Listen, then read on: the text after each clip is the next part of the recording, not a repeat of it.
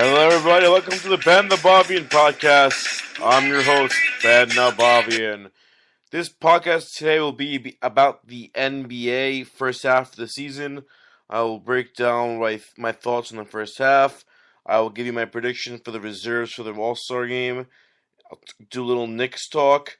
I know it's Sunday and Championship Sunday just finished in football. Congrats to the Carolina Panthers and Denver Broncos going to the Super Bowl. I think we're going to have a great game, and I'll definitely do a podcast on that game as the game draws closer. But for now, this is an NBA podcast. And I guess talking about the first half of the season, the things we're going to talk about the most, obviously, are the Golden State Warriors at 40-4, and right behind them, 38-6 are the Spurs. But the Warriors are 40-4. They just been unstoppable this year. I mean, especially because of the first 42 games of that are with Luke Walton, and now they have a coach Kerr. It's just pretty much. I mean, I was talking to someone about this today. At this point, I mean, I love LeBron James, but the best player in the NBA is Stephen Curry, and it's not even close. He is by far the best player in this league, and it's his league, and that's all there is to it.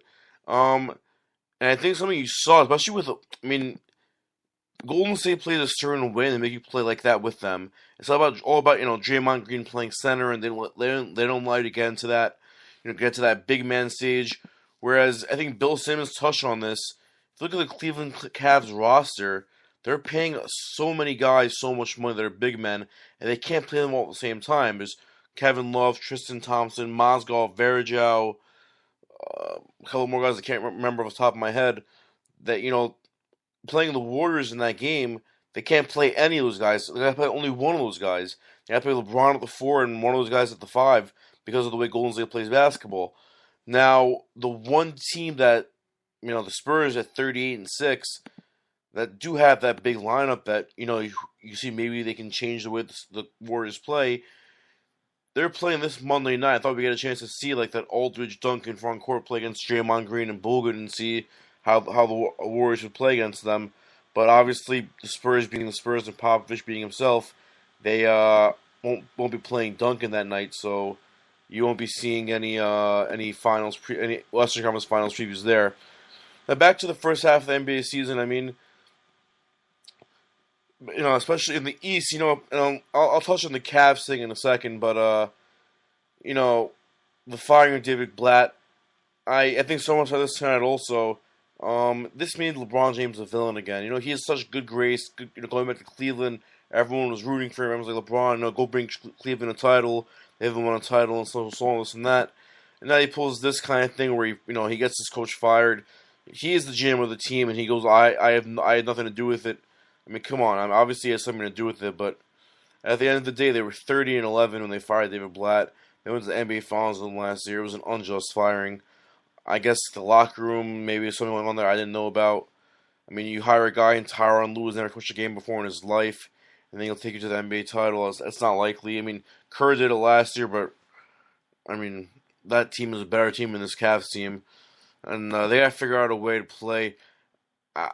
I just want to. I mean, they're 30-12, and they're going to win the East unless Toronto is playing amazing right now. Goes on a streak and passes them, but I mean, I just don't think they fit together. Kyrie, LeBron, and Love, and I don't think it's Love is a problem. I think Kyrie's a problem. I don't see him meshing well at all either. But at the end of the day, they have LeBron James, who's the second best player in the league right now, and a guy can still take over a game. And you know what? They still have a good chance to win this title, but. I mean, as you saw against the Warriors last couple weeks ago, they have a long ways to go, and I don't see any trades helping them get to that point. They just have to play better. Maybe that's why they fired Black because of that game. But at the end of the day, whatever it is what it is. Back to the NBA East. Now everyone's a Knicks fan. This and that. Right now, the Knicks are 22-24, 2 games out of the playoffs. This and that. Again, we don't have a pick this year, so. We have all the kind of there is to make the playoffs. So, why not? Who cares?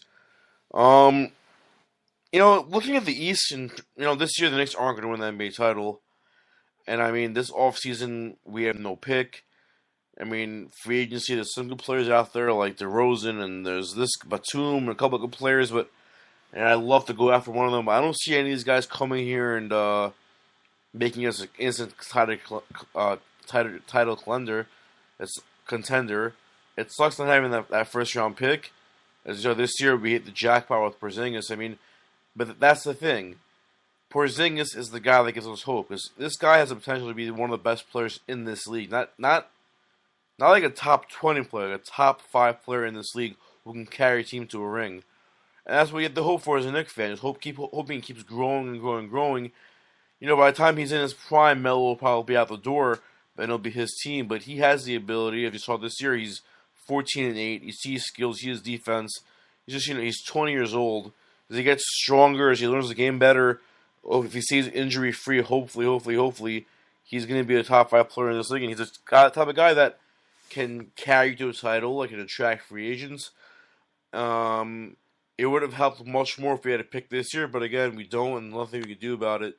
And looking at the East, I mean, especially the Cavs with LeBron James, I mean, the Raptors, Bulls, Hawks, Celtics, these Pacers, even these teams don't scare you so much. And the Knicks could beat these teams even this year. Like, in a 7-game series, it's not going to be a 4-0 sweep unless it's the Cavs maybe. But down the line, we have this Eastern Conference isn't as strong as the West. Whereas like you have two behemoths at the top, and the Warriors and the Spurs, and then you have the Thunder and the Clippers and the Grizzlies and all those teams that are dominant teams. You look at the West. I mean, everyone thinks it's Golden State and San Antonio. I would give OKC one a little bit of a little bit of chance there because they still have Durant and Westbrook playing together, and I mean Westbrook's having a monster. Durant's having a monster year also. They're both having monster years, and they each could easily carry their team to a title. It could be interesting out west down the line. I mean, I think the Warriors and the Spurs will battle up for that first position, and as you saw last year, home court was very important. The Spurs realized that this year also, that they kind of didn't care about the regular season so much, and they lost that because they didn't have home court in the playoffs. And that's something they're going to want bad, especially because how hard it is to win Golden State. I mean, look at both these teams. Golden State is 20-0 at home, and San Antonio is 24-0 at home. That's pretty insane. I mean, the Thunder are 21-5 at home. That's amazing, and those teams ahead of them are blowing them out of the water. But enough about that. Now let's talk about the NBA All-Star Game. The first thing that everyone's going to talk about is the Draymond Green not getting starting spot for Kobe Bryant. I mean, guys, come on. Kobe Bryant's 20-year, five-time NBA champion. It's his last year. I think he deserves the chance to start in this game. And I think Draymond Green. I mean, if you're picking between Draymond and Kawhi Leonard, I would probably pick Kawhi Leonard because how good the Spurs have been and how he's probably the best player right now, and Draymond's kind of like the second and third best player on the Warriors. So I think that's fine. Draymond will be the top reserve in the West. Again, the West starters right now are going to be sorry. It's going to be Kobe Bryant and sorry, let me pull it up. Kobe Bryant, Westbrook, Curry, Durant, Kawhi. Those are the 5 guys that are voted in. And the reserves, my reserves are going to be in the West. Obviously you'll see Draymond Green there. I think you'll see Chris Paul there. I think you'll see James Harden there. And this is where it gets a little tricky. I would take DeMarcus Cousins, Anthony Davis, Blake Griffin, and Damian Lillard. There's some... I know Blake Griffin's... there's some other guys that, that might be left off here, and the most important one probably is Dirk Nowitzki. And he's having a good year also. The Mavs are having a good year also. But if you take him, you got to leave out Cousins or Davis, and those guys statistically are having monster seasons. I know Davis hasn't improved over last year, and that's a lot of people leaving them off the roster. And also Blake Griffin, Blake Griffin's having, his stats are just blow you out of the water. I mean, he's having this pretty crazy year. So those would be my guys. I mean, again, I wouldn't be surprised if you see Dirk there over one of these younger Cousins or even Davis or maybe even Blake Griffin. But I don't see that being such a big hoopla. And as for Lillard, I mean, he's had a great year. The Blazers aren't having a great year themselves, but he himself is having a monster year, and I think he deserves that spot on the team.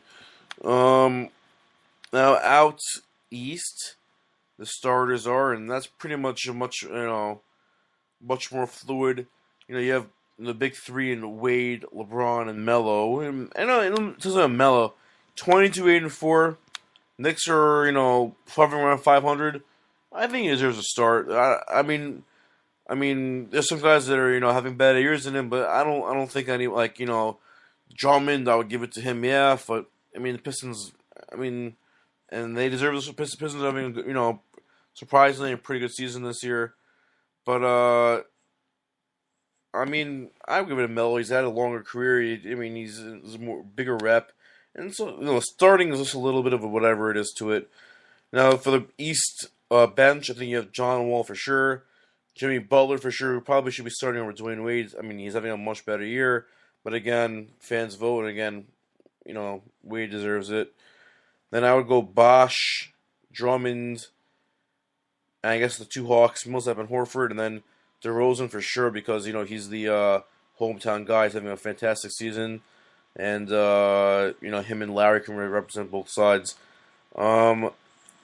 Now, who's left off here? No one you're gonna go crazy about. I mean, there's a lot of people want Jay Crowder voted. He's having such a good year for the team, and But I think those are my guys. Those are my rosters, and I think it should be a good, fun NBA All-Star weekend in Toronto. So a big game this Monday night. Spurs Warriors. Make sure to turn into that. And as for the Knicks, I mean, this season again, let's just keep playing hard. We have a tough stretch of games coming up right now.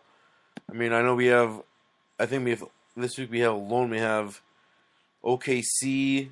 Then I believe, I'm not sure who we have after that, but I don't know, pull it up. But we have OKC and the Warriors for sure in the next week, and it's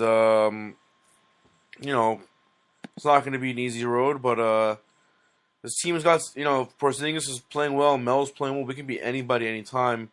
And that's something that teams should be scared of. I mean, getting this year again. If we didn't have a draft pick, if we had a pick this year, I wouldn't mind tanking. That's the way I tell everybody. That's the way I do things.